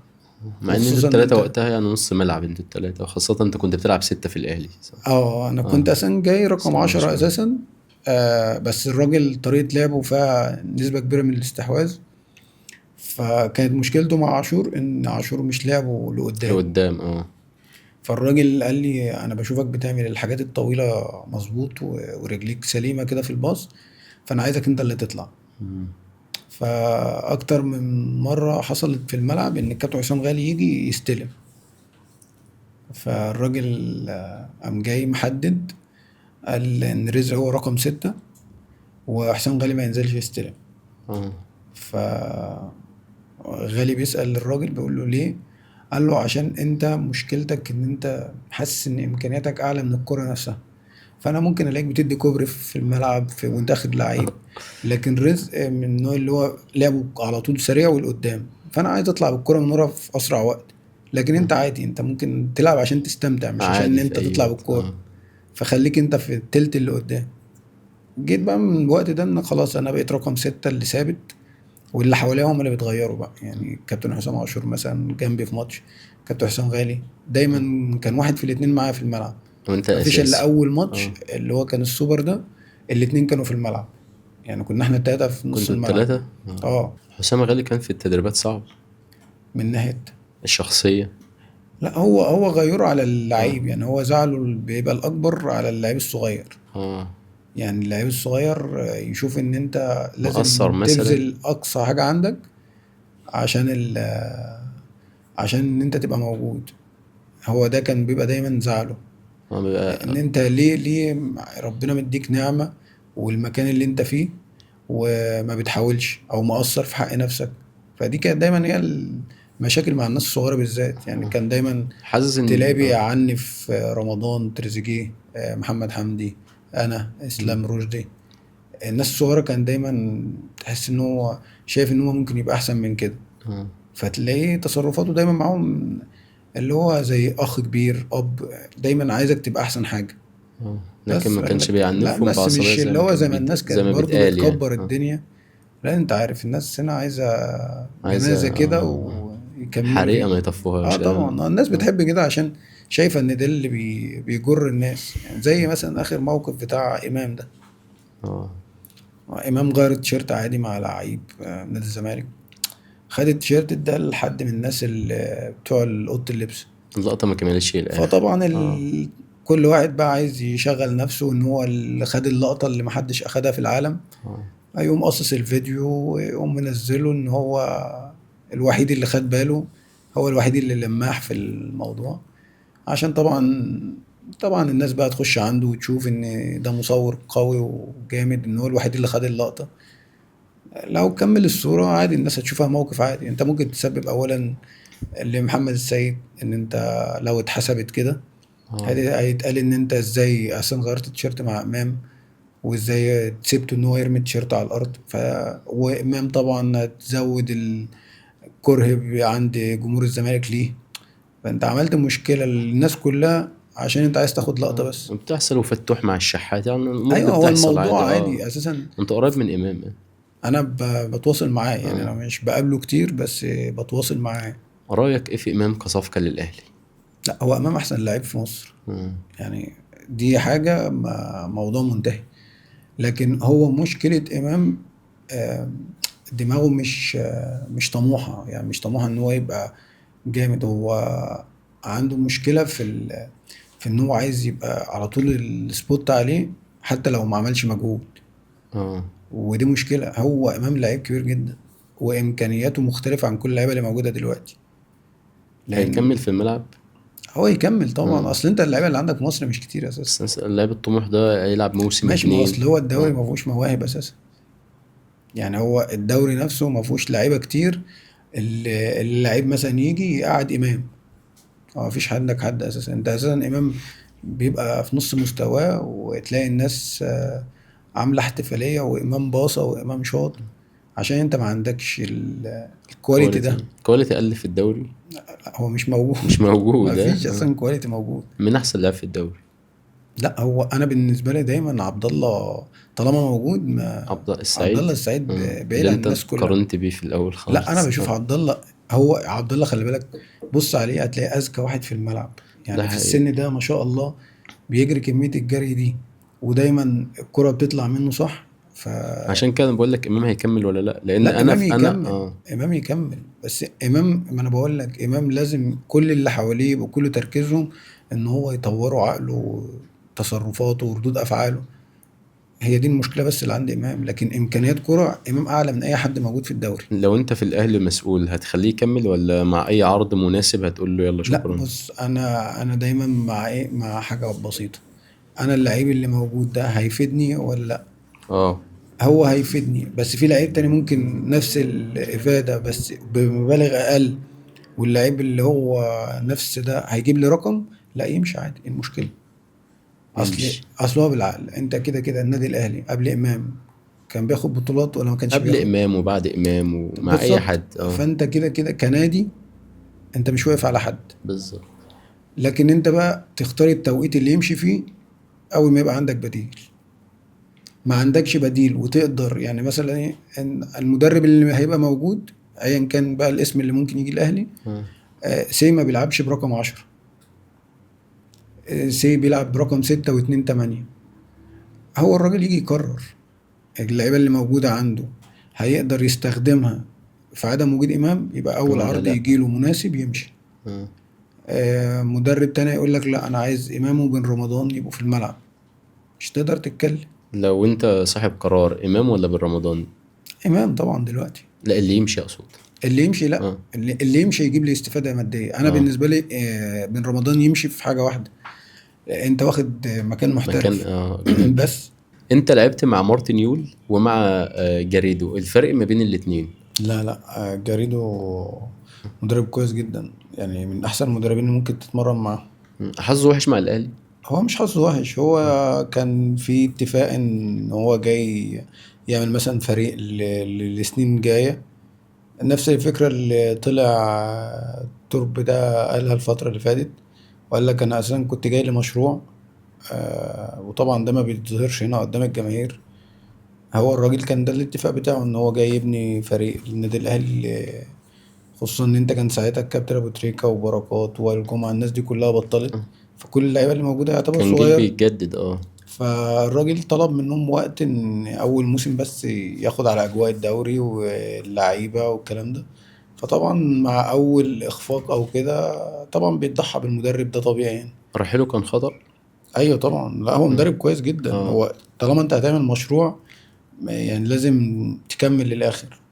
مم. لكن حته مشروع دي في مصر شويه مش مش مسموعه، شغال، او يعني مشاريعنا مش تتقال شغال. شو قدام الناس اه والناس بتقتنع.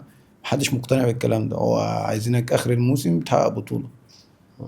اه. ما عملتش كده يبقى انت كنادي او مؤسسه فاشل. مارتن يول بقى.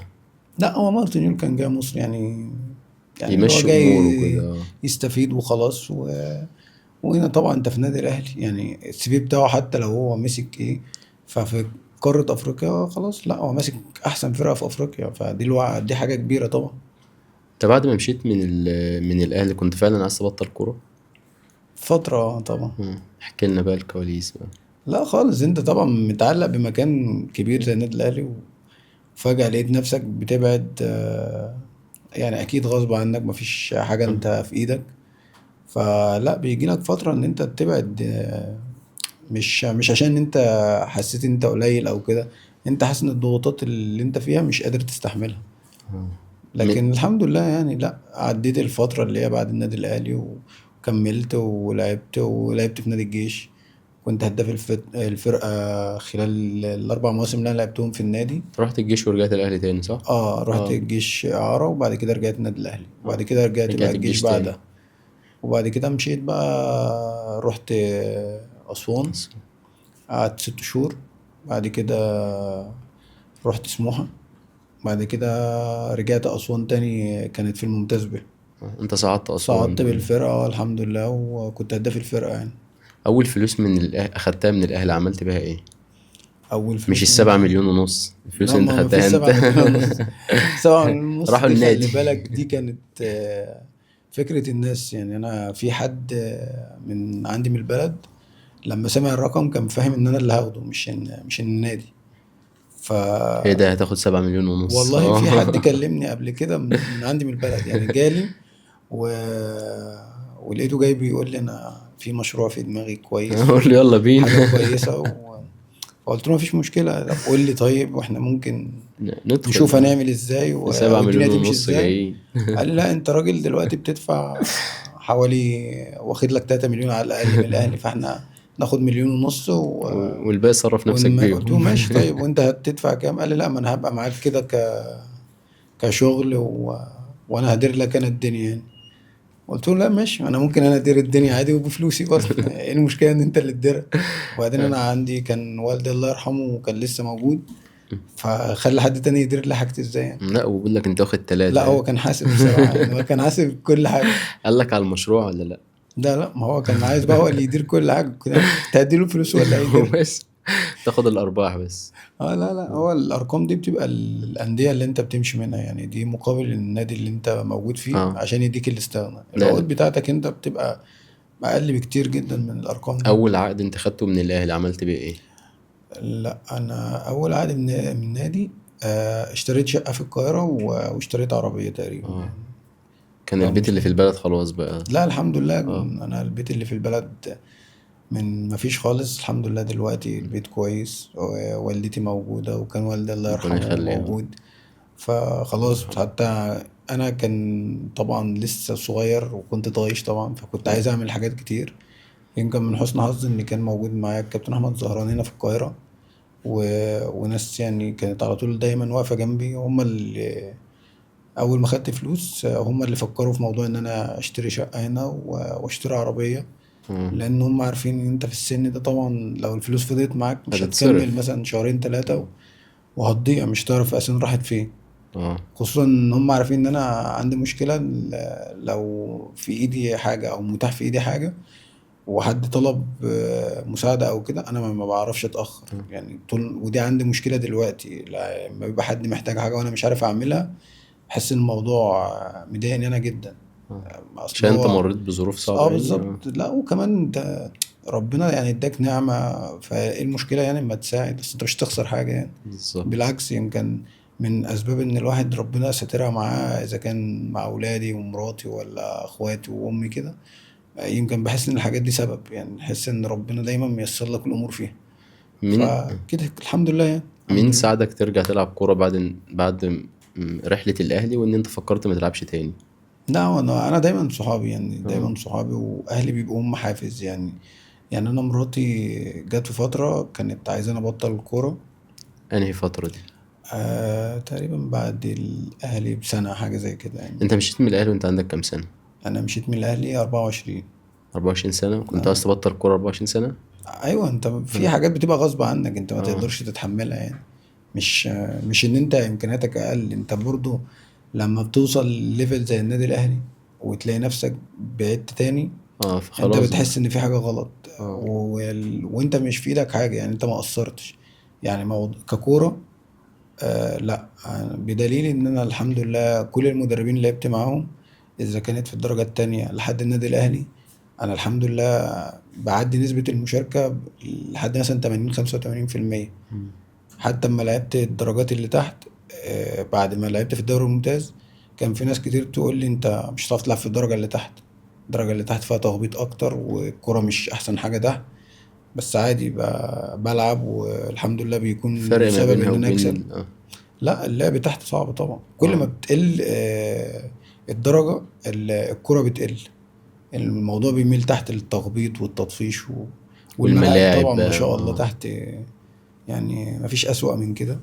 خالص. يعني حتى الدوري الممتاز دلوقتي هتلاقي الملاعب اللي تصلح ان انت تلعب عليها ماتشات كويسة معدودة. يعني انت لو جيت دلوقتي تحسبها هتلاقي مثلا استاد القاهرة، الدفاع الجوي، استاد اسكندرية، اسماعيلية في اوقات، استاد اللي هو قناة السويس واستاد السويس نفسه اه اللي هو استاد الجيش. يعني تقريبا هتلاقي 6 7 ملاعب اللي هم ممكن يتلعب عليهم وتظهر امكانيات اللعيبه. الباقي لا. بقيه الملاعب اللي موجوده في مصر شكلها حلو في التلفزيون، عشان كده تلاقي دايما الناس وهي قاعده بره بتتفرج، آه اللعيب باصه غلط ليه يا عم، ده بيلعب على ملعب عامل ازاي شكله اه جميل، عشان هو مش شايف تحت. الملاعب شكلها جميل بس تحت بس وضع الملاعب تاني. سيئه جدا. القرار اللي لو انت رجعت تاني هتقول لا القرار ده غير في حياتي حاجات كتير انا ما كنتش عايز اعملها. ده الحمد لله انا دايما قراراتي بحس ان هو ده الطريق اللي ربنا اختاره لي، فبحس ان انا دايما مرتاح جدا في قراراتي الحمد لله يعني. الكرة اديتك. يعني هي اكيد ادتني طبعا اه يعني، بدليل الحمد لله ان انا دلوقتي وانا ماشي في الشارع الناس كلها بتبقى عارفاني، ودي حاجة لوحدها بملايين. يعني في ناس ممكن تبقى موهبتها وامكانياتها احسن مني كتير جدا ما اخدتش الفرصة اللي انا خدتها. امم هي ممكن ما ادتنيش على قد تعبي، يعني على قد مجهودي وعلى قد اللي انا عملته والحاجات اللي انا سبتها وكان يعني تركيزي كله فيها. بس اكيد اكيد ربنا يشاء لي حاجة احسن. يعني انا دايما بقول ان اكيد اللي حصل معايا في الكورة ده عشان خاطر ولادي. يعني انا حاسس ان شاء الله هعرف احط ولادي او ابني عامة يعني في طريق الكورة. يعني خلاص هتبقى انت خدت مواقف كتير اه هتقدر تختار له صح. ربنا يبارك غير لك طبعا فيها يا رب. انا لما دخلت الكورة كانش ما كانش فيها. في حد اساسا حواليا لاعب في نادي او يساعدك ان انت تاخد الطريق الصح او يحطك في الطريق. وبعدين دلوقتي الوسائل المساعدة للعيبة بقت اكتر يعني، اذا امم كان جيم او طرق استشفاء في حاجات او تغذية كتير. او فيديوهات بتتفرج اه عليها. احنا بالنسبة لنا كان الاول الموضوع كله موهبة. اه ده عشان حقيقي. كده كنت تلاقي في كل نادي تلات أربع سبع لعيبة تمن ولا أقل لعيبة حاجة. إمكانياتها كبيرة. اه يعني أي واحد فيهم يروح نادي ممكن يكسبه لوحده. أنت دلوقتي مفيش. عشان تلاقي مثلا 20 لعيب يروح المنتخب، لا أنت هتعاني وعندك مراكز فيها عجز. اللي لا، بيبص كورة صح بنقول عليه رونالدينيو. ما هو عشان قلة والله. الإمكانيات. خلي اه بالك احنا في مواهب كتير كويسة بس ما طب بتلعبش في فين أندية. ليه بقى؟ أيوة، ما هو الاستثماري دلوقتي بقى هو اللي واخد كل الموضوع. يعني أنت بص على الأندية دلوقتي هتلاقي، يعني إلا ما رحم ربي قطاعات الناشئين، كلها بقت كل للبيع. نادي بايع مثلا في القطاع خمسة ستة خمس فرق ست فرق. اه. فطبعا أنا دلوقتي دافع 1,000,000 جنيه عشان آخد الفرقة، عايزهم تلاتة فأنا أربعة. عايزهم 5 6. أنا مالي، بس يعني اه. أنا مش فارق معايا مين اللي يلعب مين ما يلعبش. فتلاقي يمشي كل المواهب اللي في النادي ويعلن إن أنا مثلا ماسك قطاع أيا كان اسم النادي. فطبعا الناس بتجيلك على اسم فلوس بقى النادي، صح. فتيجي تلاقي يقول لك أنا عايز مثلا 40,000 من كل لعيب. يدفع. فيجي يدفع، انا هيطلع لي كارنيه من النادي ده اه وابني هيلبس تيشيرت وهيلعب. وهتمرن في النادي لا وهيلعب. وهتلعب دوري. اه فيقول لك يا عم عادي. تلاقي وزنه 150 كيلو بيلعب لا عادي، في عنده ناس اساسا 17 سنة في كوارث اه. اساسا في الكوره في مصر. يعني في كوارث ده غلط بجد. النادي ولا المستثمر؟ لا، هو غلط المنظومه. امم يعني او عايز يعني مثلا انت خلاص مقرر ان في استثماري، عادي يتعمل ماشي. دوري الاستثماري لوحده خالص. في السن ده كل نادي يعمل فرقة عشان طبعا يعمل لنفسه دخل، اه مفيش اي مشكلة، بس يبقى القطاع او المواهب ما تتظلمش. يعني انا معلش، يبقى ابني جاي مثلا من اخر الدنيا من الصعيد عشان يلعب، وتلاقي اساسا في الاختبارات المدربين قاعدين بيفطروا وجايبين شاي وخمس هتكلموا. دقايق ولا 10 دقايق، وهو قايل لك طلع ال10 دول خلاص محدش فيهم هينفع. طب انت شفته؟ لا. انت بتعرف بصيت اساسا ان عليه؟ هم مين لا. اللي كان بيلعب؟ يقول لك لا انا على فكرة انا من نظرة وهو داخل كده الملعب احكم عليه. مش شورت يا بتاعه. عم مين اللي قال الكلام ده؟ الكلام والله. ده كان زمان عشان كانت الناس بتنزل الشارع تشوف اللعيبة صح. وهي بتلعب، لكن دلوقتي عادي ما في فيش، ما بقاش. لعيبة اساسا ما بتعرفش تمشي وتلاقي في الملعب لعيب جامد. والله انا شفت لعيب في دوري الناشئين قسما بالله، هو يعني 150 كيلو، عنده 17 سنة مثلا، مش قادر دي يجري. فلوس، طيب. مش تقدر تتكلم، اه وانت لو ما لعبتوش ابوه ممكن ينزل يهينك في الملعب. ده حقيقي، ما دافع بقى. اصل انت مش تقدر تتكلم، اه انت مش تقدر تقول له حاجة، هتقول له ايه؟ ولا حاجة. انت اقول هتقول له له ابنك هات. ما بيعرفش يلعب، يقول لك ما انا عارف ان هو ما بيعرفش يلعب انا بس انا دافع دافع له لك. فلوس عشان تلعب بالظبط. وعشان مم. تمرن. رايك ايه في دمج الأندية؟ والله بص، ما حدش عارف ايه الصح وايه الغلط. يعني انا بالنسبه لي بحب الفرق الجماهيريه، اه لكن موضوع الدمج دي انا حاجه ممكن عشان انا مش جوه المواضيع دي فما افهمش ايه الاحسن وايه اللي ممكن يبقى سيء بعد كده. لكن انا شايف ان كان من بدري كان لازم تحمي الفرق الجماهيريه شويه، لان هما الاساس. يعني معلش انت دلوقتي ماتش الاهلي والزمالك اللي فات، انت طالع بعد الماتش مستمتع جدا ان الجمهورين كانوا حاضرين بالعدد ده وكل واحد بيغني الاغاني فانت مبسوط.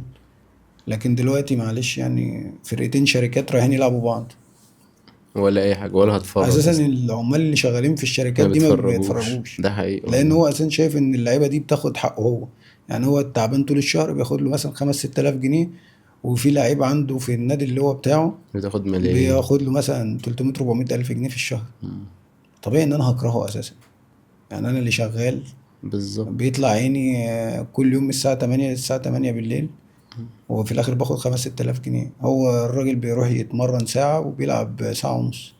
بياخد قد كده. طيب فموضوع الشركات أنا ما كنتش حابب إن هو يبقى موجود بالعدد الكبير ده، بس خلاص هو بقى أمر واقع، بدليل إن أنت عملت بطولة زي كأس الرابطة عشان خاطر ترضيهم بس. صح. يعني بطولة وهمية أساسا، وبتستغرب إن في لعيبة دولية أصلا بتطلع تقول لك أنا معايا كأس الرابطة. ده حقيقي. يعني طب ما عادي انا معايا 10 دورات رمضان، ايه المشكله يعني؟ وانا والله كنت واخد من 7 سنين يعني كده دورة يعني عندنا. اسال حازم كده، انا عندي في المنصوره والله مش ببالغ، آه. اساله. انا يعني وانا كنت بلعب هناك، انا في دورات في لعيبه بتلعب في الدوري الممتاز ما تعرفش تلعب الماتشات دي. كتير والله، والله مش اغلبهم. ببالغ، انا في لعيبه بتخاف تلعب ماتشات والجمهور موجود، فدي كارثه. مين احسن لاعب لعب معاك في الاهلي؟ اللاعب اللي كنت بتقول الله. لاعب. هو لا هو حسام غالي، عبد الله متعب طبعا. اه يعني متعب ده مش هيجي حد زيه في الملعب يعني. مبقاش في مهاجمين اصلا. حاجة ممتعة. لا هو كمان متعب مختلف عن الناس كلها. اه متعب عارف اللي هو مهاجم كده، انت مطمن وهو معاك في الماتش لو مش قادر يجري. انت دلوقتي بص على المهاجمين، مفيش. هات لي مهاجم مثلا بقاله 5 6 مواسم جايب ولا كل موسم 10 موسمين، تجوان. ولا موسمين والله. اساسا في لعيبة بتلعب ماتش ده في كوارث بتحصل في الدرجة التانية. آه. في لعيبة يعني بيدفعوا فلوس لصفحات تنزل ان هم جايبين اجوان، وتيجي تبص اساسا تلاقيه في السنه دي ما كانش بيلعب اساسا، وتلاقيه حاطط احصائيات انا حلو لعبت ده. 20 ماتش وجايب 15 جون مخلي شات وعامل جي بي تي 20 يعملها اسيست، له. بس انا فرقتك ما جابتش 10 تجوان. انت جبت كل الحاجات دي منين؟ من شات ولا جي بي ده تي. تاريخك؟ يعني ده تاريخك كله يعني مثلا؟ لا في موضوع الكورة كوارث. مأساوي في مصر والله. لا هو الكرة في مصر بقت مش موجودة أساسا، احنا متأخرين. احنا في دول أساسا كنا بنقول عليهم يعني ناس غلابة، احنا ممكن نبعت لهم مدربين احنا اللي بقينا يعلموهم، غلابة. بقوا كلهم هم اللي فوق واحنا اللي آه. متأخرين. احسن جون سجلته مع الاهلي؟ ما هو جونين بس اللي جبتهم مع الأهلي، في دمنهور ده منهور واللي هو جون الزمالك والزمالك. بس. انما لا في ماتشات كانت بالنسبة لي في أندية تانية كانت أهداف كانت بالنسبة لي مهمة. يعني وأنا في الجيش كان ماتش سموحة في اسكندرية، كنا احنا متعادلين وكنا محتاجين نكسب الماتش. اه فربنا كرمنا وجبت الجون التاني وجون في المصري، في استاد برج العرب. يعني دول ماتشين مهمين جدا، اه لان كنا احنا اصلا بنلعب على ترتيب واحنا في الجيش في الفتره دي، فكان لازم نكسب. فأثروا يعني. فالجونين اه دول كانوا بالنسبه لي طبعا مهمين. لو رجع بيك الزمن هتلعب في الدرجة التانية تاني؟ ايوه طبعا، ما هلعب فين؟ اقعد في اه البيت؟ لا يعني ما تشوف ممتاز فريق. ماشي، ما هو الفريق الممتاز خلي بالك دلوقتي ما بقاش بموضوع موهبه. لا هو لو انت علاقاتك كويسه هتقدر تلعب في الدوري الممتاز. طب انت ليه مش علاقاتك كويسة؟ ما هو انا مشكلتي في الموضوع ده اه ان انا شويه شايل، يعني زي ما بيقولوا كده، ان انا قدام ربنا هعمل ايه يعني. اه الكلمه اللي هقولها هتبقى، ما انا اللي هتحاسب، هو مش هيتحاسب. لو محدش هيتحاسب مكاني يعني. صح فدي محدش شويه بيحسب مكان حد. يمكن برضو حته ان انت معظم الناس اللي تلاقيها اتربت في الارياف وكان بيحفظ قران ومش عارف ايه، فتلاقي عنده شويه مسؤوليه. اه لكن الوضع هنا طبعا لا، بقى صعب جدا. انت هنا الأمور عشان تبقى في اختلفت المجال، خالص. مجال الكوره. يعني انا بقعد اقول للناس اللي بيبقى مع ابنه لسه بيبدأ، بقول له بص يعني عليكوا على حاول الصفحات. موضوع التربية بتاعتك في البيت، خاف عليه وكل حاجة، اه بس جوه الكورة سيبه يعمل الحاجات التانية كلها. يبقى له علاقات، بيهزر مع أي حد، بيهجص على الناس، اه بيقول كلام هو مش أي مقتنع حاجة. بيه، تلاقيه بيخرج، سيبه. اه لأن برضو من الحاجات اللي انت عشان يبقى وجودك في الدوري الممتاز كويس، حاول تبقى قريب من الوسط ده. خروجاتك مع وكلاء، تشوف إداري في نادي، تظبط تقعد معاه تتصل بيه تعزمه. وتطمن عليه. مش عارف، في لعيبة راحت منتخبات أصلا قبل كده بهدايا يعني. زي مين مثلا؟ لا والله في لعيبة كتير مين ومعروفين يعني؟ يعني. لا واحد بس؟ لا لا واحد. اتنين لا في يعني؟ لعيبة والله راحت منتخبات بهدايا ماشي مين طيب؟ لا لا طبعا. ما انت عارف اهو لا عندك ما المعلومة. أكيد عارف، وناس كتير اه عارفة، مش أنا اللي هتكلم فيها يعني، دي اهلي حاجة. وزمالك ولا من بره؟ لا لا من بره. بره اهلي وزمالك. مم. فرق شركات ولا فرق طب شعبية؟ خلاص، ما انا هقول لك اسم طب النادي واسم قولوا اللعيب طيب. بقى اسهل. لا لا خالص لا. قول بس هم طيب. يتلاعب طبعا. لو انت موجود دلوقتي هتاخد كام اهو في كام؟ الاهلي لا انت لو الزمالك موجود مش في اي هتلعب. فرقه في اه الدوري اخد اكتر من اي حد عادي. كام مثلا؟ يعني على الارقام اللي بتتقال اه اخد لي 50. 50 مليون؟ اه ما بقوش ارقام والله. طب ماشي، ما انا بقول لك على الارقام الموجوده اخد لو 50. بتريكا موجود دلوقتي ياخد كام مليون؟ لا نكتب له نص النادي ومدينه نصر ومصر الجديده. لا اه والله مش ببالغ يعني. انت اه دلوقتي لو الكابتن حازم امام بيلعب، ولا ابو تريكة، ولا بركات بركات، ولا احمد حسن، ولا لا متعب. والله مش ببالغ. احنا المفروض كل نادي يشوف المنطقة اللي حواليه ويشتريها له. اصل انت لعيب بيكسب الفرقة. لكن دلوقتي اساسا اللعيب بياخد ارقام خزعبلية، وهو اساسا انتاجه طول الموسم مثلا جونين وعامل اتنين واسيستين. اسيست. وباص حلو. بس حلو، هو والله ما المفروض ده باص. بيلعب كورة لا يعني، المفروض والله. بيبص. والله ما ده لو باص. ما بيبصيش تبقى كارثة وبياخد كل الفلوس دي. لا لا، هو الموضوع في مصر صعب. لسه صعب، مكمل في الكورة. الوكلاء صعبة بصراحة. لسه مكمل في الكورة. والله انا دلوقتي عادي يعني، الموضوع مش فارق معايا يعني. اللي هو الدرجة اللي تحت دي ما مش احسن حاجة. فلما بيبقى في حاجة بصراحة بلعب يعني. انا مش من النوع اللي بيعرف يقعد في البيت. لكن كل تركيزي الصراحة دلوقتي الفترة اللي فاتت اللي هي الرخص التدريبية، وبحاول اجهز نفسي ان انا في اي وقت يكون ليا نصيب في مكان، اكون واخد خبرة طبعا في الملعب اللي هي موجودة. لكن اهم حاجة الخبرة اللي هي من بره مع المدربين، وبقعد مع مدربين كتير اسمع منهم واروح اشوف التمارين. دي حاجة طبعا هتفرق معايا انا. مش الموضوع اسم ان انا لعبت كورة فابقى مدرب جامد، مش شرط يعني. تعرف انا من اول الحلقة عندي سؤال ناسيه، انا بتكلم من غير سكريبت وناسيه والله، قول. بس افتكرته دلوقتي. قول لي انا. سيد عبد الحفيظ كان سبب انك تمشي من الاهلي؟ لا خالص، ما فيش حد سبب ان حد يمشي. اه بس ليه اتقال كده؟ ما عادي، عشان هو كان ساعتها كان مهتم ان هو يجيب اكرم توفيق النادي اه يعني.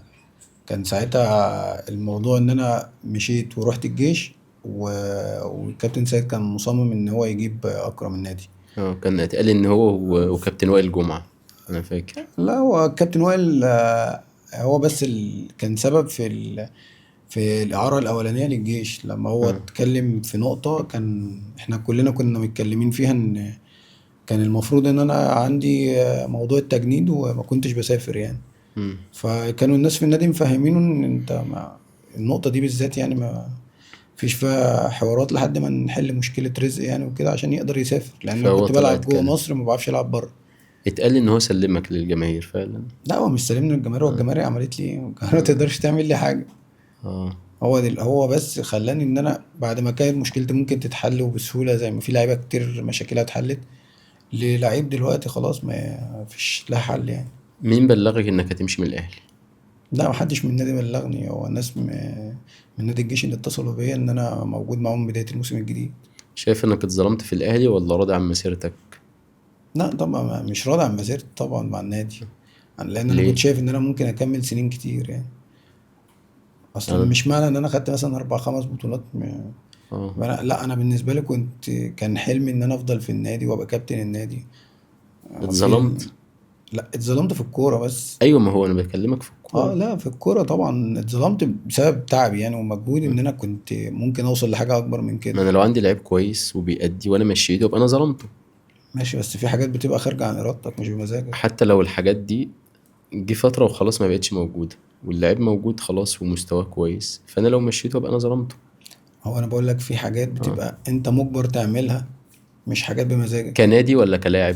كنادي وكلاعب يعني اه. انا دلوقتي سي مثلا اتصبت، إيه، انا بمزاجي ايه؟ انا اصابه يعني مش بمزاجي.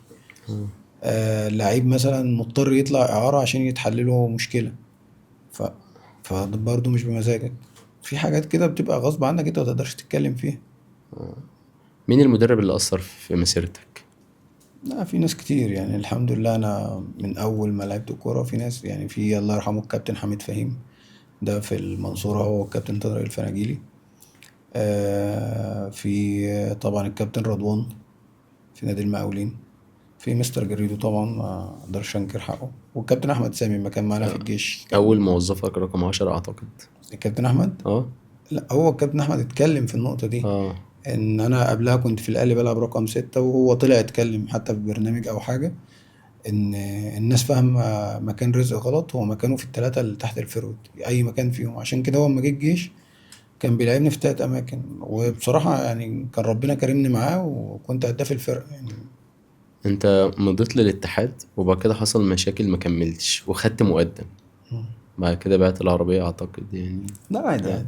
بص، الحاجة اللي أنا أقدر أجيبها اه. وتتباع دي عادي، أنا ما عنديش فيها أزمة خالص. احكي لنا الكواليس، مش بقول لك لا أزمة. لا اه. مش كواليس ولا حاجة، اه. أنا كان عقد انتهى مع الجيش اه.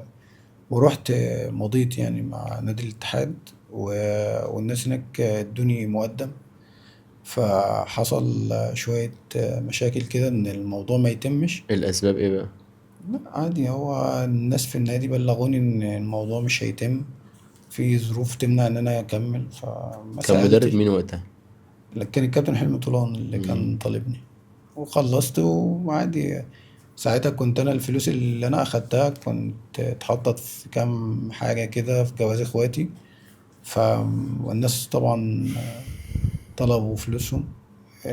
بصراحة محمد مصلح اتصل بيا وقال لي لا خلاص، انا مش عايز الفلوس وانا مسامح. بس انا يعني بصراحة بشوف ان هي تخش بيتي هتبقى يعني هتبقى حرام الفلوس دي. اه. يعني وانا حسيتها كمان لما الفلوس دي دخلت البيت. انا ابني اتحجز في المستشفى حوالي 3 ايام. ف...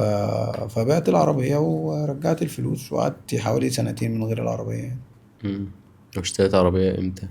لا بعدها بقى خلاص، بعدها بسنتين الناس كابتن احمد زهران جاب لي عربية كده كانت مع حد كان بيبيعها، ما كانش عارف يكمل فلوسها في البنك، اه. فاخدتها وكملت اقساطها يعني. الحاجات دي أثرت عليك؟ اكيد طبعا، اه. قعدت فتره اساسا كان عندي مشكله هنا. اه.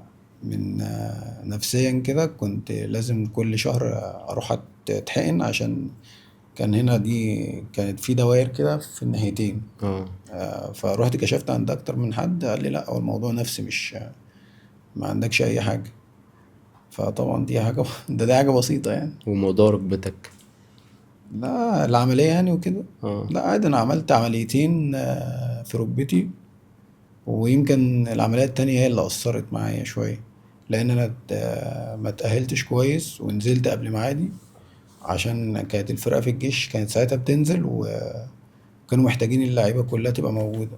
فلعبت حوالي 6 ماتشات، بعدها بقى حصل لي مشكلة فيها بسبب ان انا ما تأهلتش كويس يعني. انا مبسوط ان انت معايا، ربنا يخليك على تسلم. ومبسوط جدا، ويعني انا بعتز بيك ربنا يبارك وبقدرك، وانت فيك، تستاهل شكرا. كل خير. ربنا يخليك، تسلم. وان شاء الله اشوفك في حياتك الجايه احسن من اللي قبل كده ان ان شاء شاء الله. الله، ان شاء الله.